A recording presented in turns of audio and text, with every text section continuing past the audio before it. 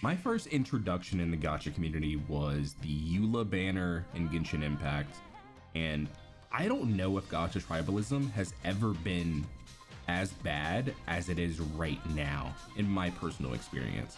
I was told to watch this video. I know her experiences that she's had with a certain community, and maybe she will address it. I'm sure she's going to address it because the video is called I Know Exactly What You Think, even though I haven't heard a word you said. So let's just see what she has to say. Let's get right into it. With Notcry bringing Genshin back and Wuwa making waves, it's time to talk about tribalism. The gacha space is forever filled with rage and divisive takes, with people picking sides and refusing to engage with one another. If my experience is anything to go by, it's very easy to get caught in the crossfire, and many people will take a simple misunderstanding. As much as I want to like speed it up, that accent is cooking. That accent is cooking. 1.25. And extrapolate from there until they think they know everything about your perspective. A lot of this is the fault of content creators, or if not fault, at least responsibility. But unfortunately, the incentives created by the platforms we use and basic human nature makes this whole mess almost inevitable. Fortunately, while the people who revel in all of that are loud, they are a minority. And while it's a little annoying to have to deal with, it doesn't seem like it though. I swear it doesn't seem like it, but it really is. It truly is. It truly is a minority, but it's like they're just so vocal. It's like it gets so draining. Fascinating. But what is tribalism anyway? People emotionally invest in the things they care about, be it sports teams, political perspectives, or things like gacha games. Once someone aligns themselves with a specific game or character or creator, they immerse themselves in a niche where all of those around them feel the same about those things. They feel a sense of community, which makes them feel less alone, and their perspective gets reinforced. But then, when they encounter someone who thinks differently, it no longer feels like a simple disagreement. Nah, she's cooking. I'm not gonna speed it up. She's cooking. Hold on. Instead, it's seen as an attack on their identity itself, and so, of course, they respond with vitriol. People start defending multi-billion-dollar corporations like they're a childhood friend. One interesting aspect is how often they have a gigantic blind spot. When they see the same behavior in others who like a different game, they can see... Oh, word for word, bar for bar, you just like described SAINTONTAS. Oh my god. Listen to this, guys. Listen to this. Listen to what she says right here. Corporations like they're a childhood friend. One interesting aspect is how often they have a gigantic blind spot. When they see the same behavior in others who like a different game, they can see how ridiculous it is, but instead of re-evaluating their own perspective, they double down, and whenever the two communities are placed in opposition, anger and controversy erupts. Why is this content everywhere? Why do creators embrace it? What are the consequences? And why do I have to deal with the fallout? A key part in this is the role of content creators. I'm assuming she just wants to make the type of content that she wants to, but because this toxicity exists, she has to deal with that like fallout, right? In her comments whenever she critiques anything or has like speculation, right? That's a big one. When you speculate, like me personally, I speculated that potentially I would like to see Phrolova not fall in love with Rover and become another waifu. I would like for her to like stand on her own or stand in opposition, right? My comments, age like milk, this age like milk, this age like milk. I'm just like, you guys are so stupid. I never said the story was gonna be bad. I never said that. And for many, it begins with the subtle influence of the algorithm and other similar incentives. Platforms like YouTube reward divisiveness, controversial titles and thumbnails get more clicks, toxic rhetoric gets more comments, hot takes get widely shared and drive engagement. An easy way to stand out amongst a sea of voices clamoring for attention is to make a scene. The algorithm sees the whirlwind of activity this creates as a positive and rewards it with ever more exposure. In contrast, I mean, you kind of have to do that as a YouTuber though. I'm not gonna lie. Like, hyperbole is like huge on YouTube. It's huge, and it's become so like normalized that like I don't see it as like a bad thing. A thoughtful, balanced analysis with a less bombastic title will often fade into obscurity, even if it's... That's very true. I had a video, sorry to keep pausing, I had a video where it was like top 10 or top 5 things that would make the perfect gacha game, and I put so much time into it, and that video got like 500 views or something like that. Like no one really like saw it or commented on it, and I was just like, I put so much time into this that I'm so sad. far more well-researched and well-presented than your average slot 2 content. This leaves creators who see this as more than just a hobby with a tough decision to make. Take the road which they know has a higher chance of leading to success, even if it's not the kind of content they really care for, or gamble their entire career on the hope they'll find a way to build an audience without resorting to those tactics. Hold up. Has a higher chance of leading to success, even if it's not the kind of content they really care for. You could say that exists for a lot of the, I mean, not so much now. I think a lot of the Genshin creators have like branched out and they kind of do their own thing now. Like I know Bran Online's doing a lot of reactions and stuff he enjoys doing, right? But you know, there's certain creators like Ziox who are 100% just gonna like drop guides. You won't see like anything else from him, right? He's not willing to take that gamble, I would say. Content they really care for, or gamble their entire career on the hope they'll find a way to build an audience without resorting to those tactics.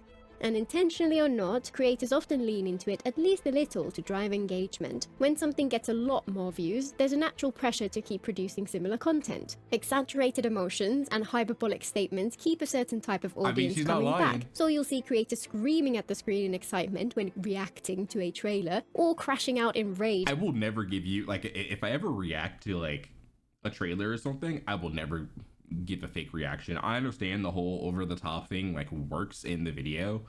I don't know. Like it has to like genuinely excite me. And then that just goes back to like the type of person that like I am, right? It takes a lot to really like get me to like pop off, you know? So when a game does something they're not happy with. I'd be surprised if they actually react like that when not on camera, and if they do, I hope they get some help.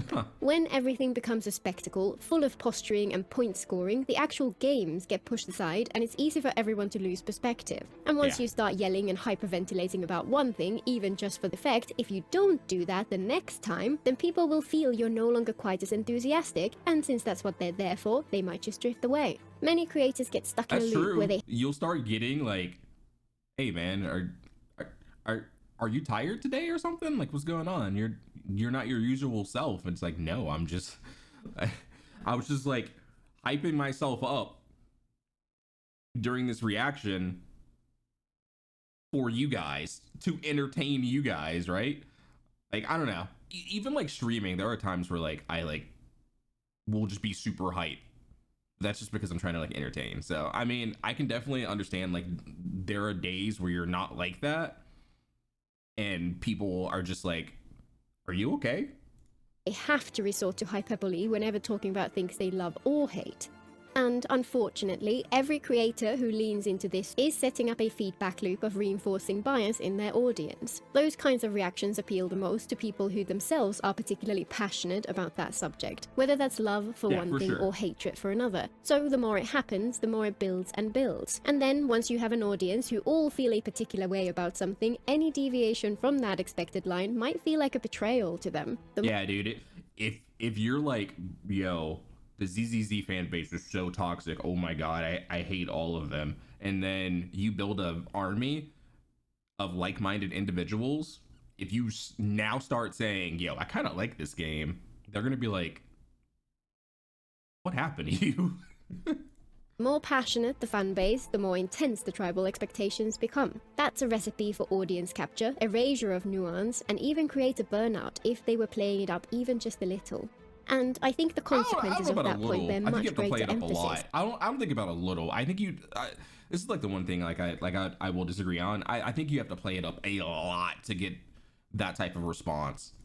There are many different reasons people create content: to entertain, to connect with others, to help people play smarter, to share passion for the things they enjoy, to think critically and spark interesting conversations, or, of course, just to chase success. Tribalism inflames some of these motivations while suppressing others. Many find it entertaining, and it can create a sense of belonging and bring the creator that success. But building an audience around it reinforces those perverse incentives even further and leaves you with less scope to engage in more nuanced discussions. And as many creators discover, even if you go ahead and make that content anyway, some people in your comments will tell you in no uncertain terms that they don't appreciate you stepping out of the space you created for yourself. The whole Braxophone thing, bro was like, I don't just want to make like HSR videos anymore, man. I want to make like other stuff. People are like, you betrayed us.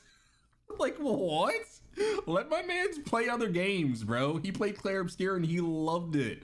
Like, let him enjoy. Oh my gosh, it's so weird. This happens in every community, like every community, bro. It's so weird. Instead, many find themselves in a downward spiral with no way to get out. And unfortunately, whenever all of this is normalized, it spreads out into the rest of the space as well, and other creators who did not make those same choices have to deal with the consequences too. When people are used to creators who act this way, it's natural for them to assume that everyone— yeah, it's literally like the spell toxic in like in freaking like Pokemon or something. Like it just like spreads, bro. It just spreads. I don't know, like yeah. Everyone else does as well. Even if you present your thoughts in a more calm and measured way, they will suspect you're being disingenuous and invent ulterior motives behind your words. I'm here because I don't know why I said Pokemon. I was thinking of like the spell toxic from Final Fantasy or something like that. Are things I feel compelled to talk about. If that brings in an audience, then that's amazing, and I'll always appreciate anyone who takes the time to hear my thoughts, but I still talk about the same things even if it didn't. But unfortunately, thanks to the state of things in general, there's no way to convince some people of that fact. A while back, I made a video about my experience returning to Wuthering Waves. Yeah. Yes, this one again. I enjoyed the game at first, but ended up a little underwhelmed by the time we reached the end of version 1, largely because the exploration— Just a title like that to some— okay, you guys can't see it. Just a title like that to some people are going to be like, what do you mean second chance? The game is perfect. Why would you leave the game in the first place? The game's absolutely perfect. Like, that title's incendiary to some people already. Didn't feel like exploring to me. I stopped playing for a while, and I didn't make a video like why I stopped playing Wuwa, because at the end of the day, it was a very good game with a clear target audience, even if it wasn't for me. Then, when version 2 dropped, I tried it again and found that the changes to the exploration made it feel fantastic for my preferences. So same position that I was in. Same position I was in. Perfect opportunity to make the kind of video I enjoy. One which explores the pros and cons of different approaches to game design and praises the devs for making such huge improvements for people like me without making it any less fun for the people who had enjoyed the game before. That's an Or shitting on another company and being like, they have this in their game, guess who still doesn't have this, just to like elevate your point, right? She didn't do that.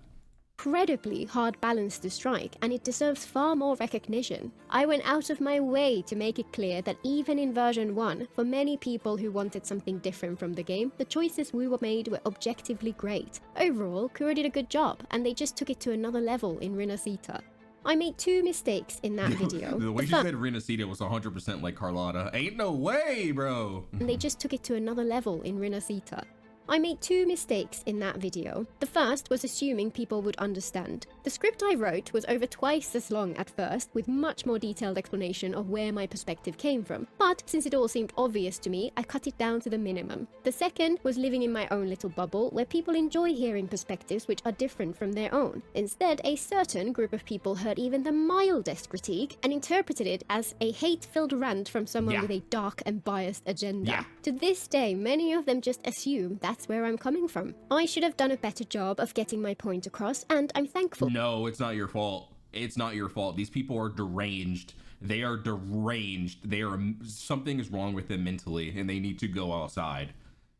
Like, you are allowed to critique the game. It is fine. Like, holy. To the many people who had frank discussions on that video, which gave me the chance to explain myself more clearly. It's just a shame that some people are so tribalistic that they can't even bring themselves to hear a different point of view. The main change this has led to in my videos is that I'm more comfortable letting them be whatever length gives me the room to get my point across, even if it's far longer than the 10 to 15 minutes I had aimed for previously. I will be clear though, as long as your critiques aren't like blatant lies, unlike certain creators, right? And like if they're blatant lies, then like, yeah, the community should shit on you. obviously. I still try to condense them down to be respectful of people's time, but on balance, it's better to be a little more relaxed. It's still sad that people are so insecure in their own thoughts that when someone disagrees with them, they feel the need to attack, but at least I made some fun merch out of my favorite of the comments. That's funny. As that example emphasizes, people get used to all of this pretty quickly, begin to think in terms of us versus them, and start to aggressively apply that to— oh man, I made a video on this a while back, actually. I think it was responding to someone, but I did bring up the whole us versus them thing. Like it should never be that way, but people automatically interpret it that way. They automatically think like us versus them, and it's sad. To creators too. When people see the world through this lens of tribalism, they're forever trying to fit people into those neat and tidy categories. Any critique of something they like, especially if they didn't experience the downsides for themselves, will instantly see you written off as a hater, a 100%. grifter, or even an outright racist if you happen to feel disappointed with something even vaguely 100%. associated with non-Western cultures. Any praise for something they dislike and you're at best misguided, but more likely a disingenuous shill who is only in it for the views. And of course, if you express concern over things like power creep, the direction of the endgame, the predatory practices, and so on, then you just suck at the game and you're salty that you can't get all the rewards. From just a single video, people extrapolate an entire worldview, an idea of who you are as a person, and nothing will convince them that they might have been mistaken. And the moment they have that in mind, either from some past encounter or just because their echo chamber said so, they'll remain forever. Did people ever, I don't know why I just thought about this, did people ever defend HSR power creep? Like now, I feel like everyone's just in agreement that like, yo, this shit is bad. It's really bad. Especially after that last MOC, right? Like if you didn't pull a fight on that second side, I mean, that second side's like simple, but the HP of that first side is crazy. I'm not gonna lie. That shit is insane. I definitely went up. It's also dot focus too, which is weird because it's just like it's a side tangent. But yeah. I forgot what I was gonna say. Let's continue. Forever convinced that they are right. Instead of engaging with a discussion like most people would and saying things like, I disagree with your take because, they come in with heated arguments against the thing they think you said, even if they haven't watched the video at all, and often do not even have the— that 100% happens. People will comment on titles.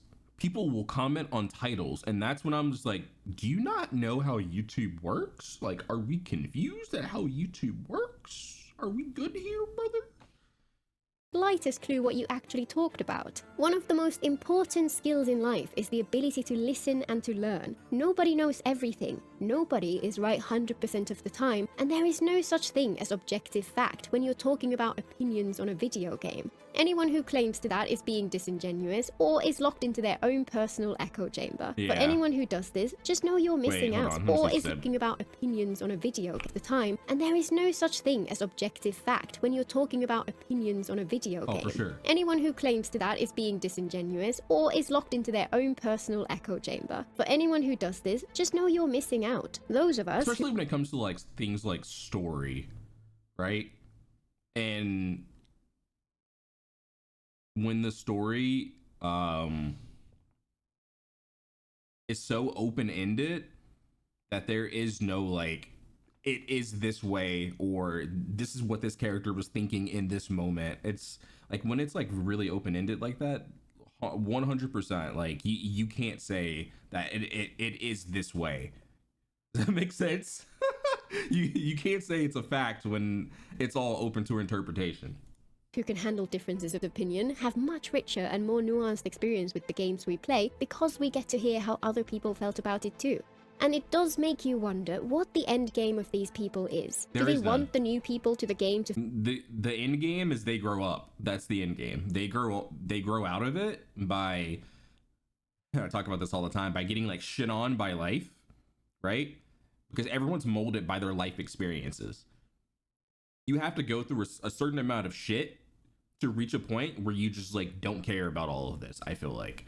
And if you're in that gacha demographic that they're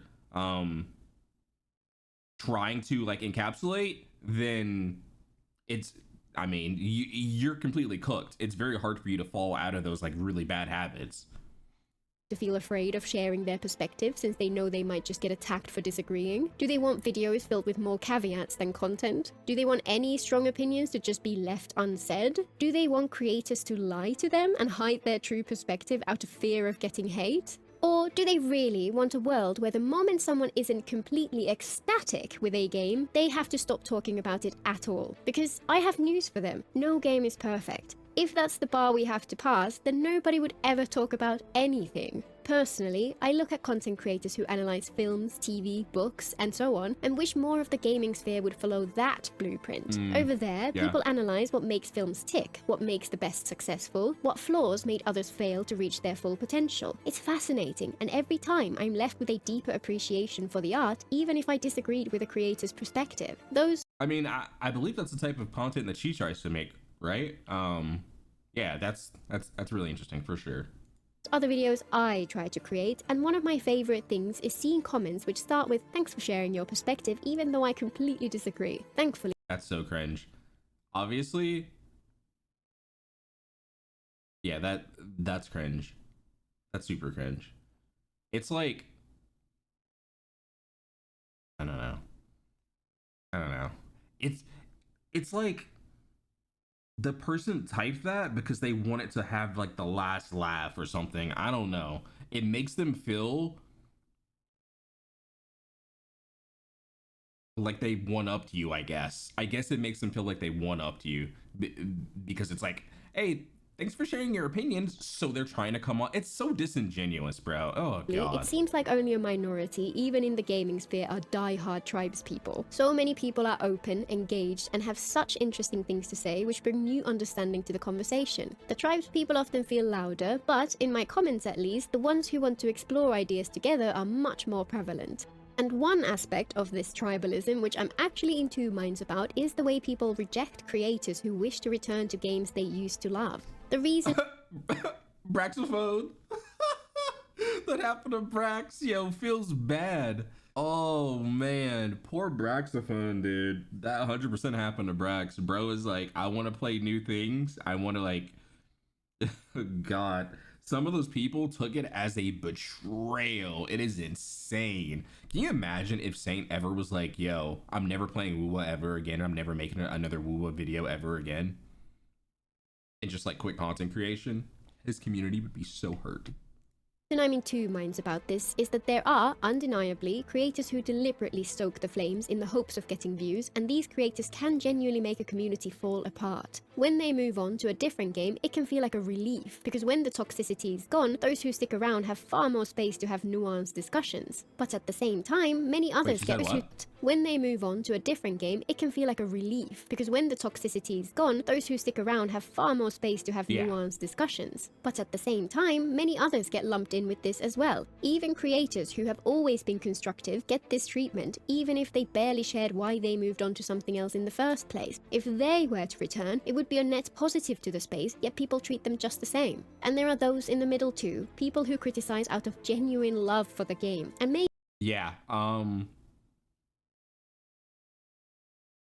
Oh, you know what? You know what's a good example of this? If Smack was to come back to HSR, he 100%. I mean, as a moderator, I do see a lot of these comments where it's just like, we don't want you back, but I feel like a lot of people would honestly like he would be accepted with open arms for sure. What else did she say? I was gonna comment on something else. It'd be a net positive, yet people treat them just the same. Some people would treat them just the same. Some people. And there are those in the middle too, people who criticize out of genuine love for the game, and maybe lean into the hyperbole because that's what drives the algorithm. It's kind of sad, but it feels like that might be the price you agree to pay when you make those kinds of choices. I'm all for giving people second chances, but I understand those who feel that bridges have been burned. I guess it just depends how far they took it and how honest they were along the way.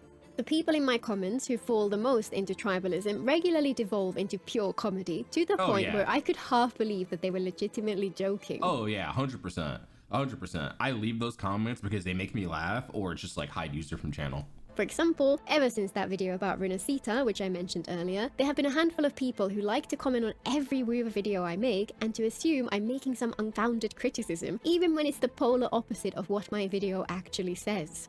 They have this preconceived notion of you, and oh dude, she made a video on Phrolova, let's see. Which made me want to finally make this video were from a week or two ago when I made a video speculating about Phrolova. She's a prominent antagonist who had been in the story from the beginning, who was about to become playable. For a long time, I had wanted to talk about the disappointing pattern across gachas in general, where antagonists have their misdeeds wiped away, and this was the perfect opportunity. The video explores where people... That's a great talking point. That's a great talking point. This enemy that you like felt, this character that you fell in love with because they have this like gray area, right? They're in this gray area and they have an interaction with the MC and they automatically just turn to the MC side. Like, that's a trend in gacha, and I mean, Wuwa broke the trend for sure, but obviously her videos before that even happened, and people, I'm sure people shit on her for it. Why antagonists and villains are so important to stories, why I disagree with the idea that evil doesn't sell, and then covers our past encounters with Phrolova and the 3 paths they could have taken with her. Keep her as a pure villain, add context, but keep her towards the darker end of moral grey, or turn her into an Uwu doppelganger. Obviously, I wanted the first or second, and I had faith that Kuro would deliver, as I said in the video. She's not even morally grey now. She is complete dark side after that shit. I felt the middle option was most likely. And as I'll cover in more detail in my next video, they did a fantastic job with her story, and she's a shining example of what I want from an antagonist in any game. Yes. My original video was correct on every point. And yet, the moment they played Phrolova's story, these commenters piled into my video and said my take had aged like milk. You got those too! She got those too! I got those in my, like, saying the live stream was like mid, and people were like, this aged like milk, and I'm just like, I said the story was probably gonna be good. What are we talking about? Are we okay? Holy bro, she called all y'all out, usernames and everything. Oh my god, embarrassed. Apparently, I wonder how they'll handle this, and hope they'll go with option B is a bad take, especially when they do indeed go with option B. It's wild to me that people will so confidently leave a public comment on something they so clearly know nothing about. Did you have no content to create from Genshin? Did Daddy Hoyo not give you an inspiration? Also, your video aged like milk within 6 days. Should have played the story before doing something like this. Bro was so offended. Bro was so hurt. He is so hurt. Holy bro, we understand it's the only game you play and you don't leave your house. You don't go to the gym. You get no bitches. We understand. We get it, brother. Holy, you gotta grow the fuck up. While I enjoy the entertainment that comes from having these bizarre takes in my comments, I can't help but feel sad for these people who probably miss out on so many interesting discussions because of their myopia. And in the interests of balance, it's important to note that while my 2 examples so far have focused on Wuthering Waves, it's just as prevalent in other communities as well. 100%. My takes on Nutlam, for example. Again, I always take pains to emphasize that my perspective is just that, one person's view on the experience and far from objective truth. Many people had a different experience, and I've had many enlightening discussions with them which helped me appreciate the story in ways which the original experience sadly didn't capture for me. That's the whole point of my videos, to acknowledge that everyone feels differently about each part of the game, to spark discussion, and through exploring what made me feel the way I did, to get to learn why other people had a different take. Yeah, everyone else, like, everyone has different experiences, right? Everyone experiences the story differently. It's kind of like, oh my gosh, I talk about Claire Obscure every video. It's kind of like the end of Claire Obscure, right? Like, some people feel a certain way, well, spoiler free, some people feel a certain way about one ending, right? And then some people feel a certain way about another ending. And it's nice to have a discussion, a nuanced discussion about like why you feel this way about the ending, you know? Yeah, so everyone has different perspectives, and it's a lot of that's based on your own life experiences or other games you've played in your life that have like had an effect on you. But, of course, many people hate it when you give even the mildest of critiques, and in their mind it becomes, I hate this is stupid, anyone who likes it is stupid. Like, I think Final Fantasy IX is one of the greatest stories ever told, right? It's absolutely incredible, and I urge you to go back and play it. It came out in the year 2000, but that game story is absolutely amazing. And low-key, it sounds cringe, but this shit will change your life, I promise. And it should not exist. Guess that might just be how they approach things that they don't like. I just posted a video where I tried to explore why I personally had such a different reaction to the upcoming Not Cry character designs compared to the ones from Natlan. I leaned on my background in design and focused on the part that matters at this point given how little we know about Not Cry. The visuals, the aesthetics, the vibes, all highly subjective, which I made clear from start to finish, and many people said they had the same experience. Other commenters pointed to the lore as the justification for the way Hoyo handled Natlan, but frankly, lore explains why things might be the way they are, but that doesn't change the experience of how people felt towards the designs at first. Yeah. One comes before the other, and the more disjointed the first impressions are, the more the lore and story would have to fix in order for things to feel coherent by the end. For many of us, it simply did not bridge that gap, and even that's beside the point. The video was not an attempt to gather evidence and present an argument. It was not about right. Yo, I haven't played Genshin in a very long time, but if there's anyone that is currently playing Genshin, let me know how you feel about this in the comments. Or wrong at all. It was an observation that lots of people feel a similar way about these things, and an exploration of where those feelings come from. But while those commenters got their hackles raised and ended up missing the point I was trying to make, their perspective on the game itself is perfectly valid, and at least they engaged in the discussion. Meanwhile, the ones who really missed the boat were those who interpret criticism of anything related to Natlan as outright racism. Out of White woman loves Western aesthetics in her Asian gacha game. Shocking. Just to say you only like Eurocentric stuff. Oh my god, your takes are so bad. Faith against Natlan. Yeah, I mean, this happens because people are racist in the story. It's absolutely nothing wrong with Natlan other than Malvika's hideous design. What the hell? Yeah, this definitely exists in all communities, like I said before. Like, holy, I mean, it's just a vocal minority, man. It really is. And then Genshin's player base is massive. It's absolutely massive. So like, you're gonna see a lot of this, in regardless of whatever community like breeds it. But being called racist is crazy. That is crazy. Over 1,000 comments, I saw one person who was an actual bigot, and they're not welcome here. Accusing people of racism because they felt a video game's aesthetics were incohesive is utterly unhinged. People on both sides of that whole Natlan debate fall prey to this same... You can't argue with these people. You can't argue with these people. Nah. Tribalism. I've seen some people who agreed with my perspective but spent their time bashing those who like Natlan's designs. That's just as disappointing as the behavior of those who bash people for disliking them. If you find yourself on the verge of giving into that temptation, it's worth taking a step back and maybe think about it for an hour or two before you go ahead and reply. Tribalism kills nuanced discussion, especially when it comes to critiques of games which people care about. You can't have nuanced discussions. I try to have nuanced discussions in my videos all the time, and you just can't. You get just absolutely brigaded. It's so stupid. It's so dumb. I really think it's like a Gacha Commuity thing. I've never experienced this in like the FPS community or like fighting game community.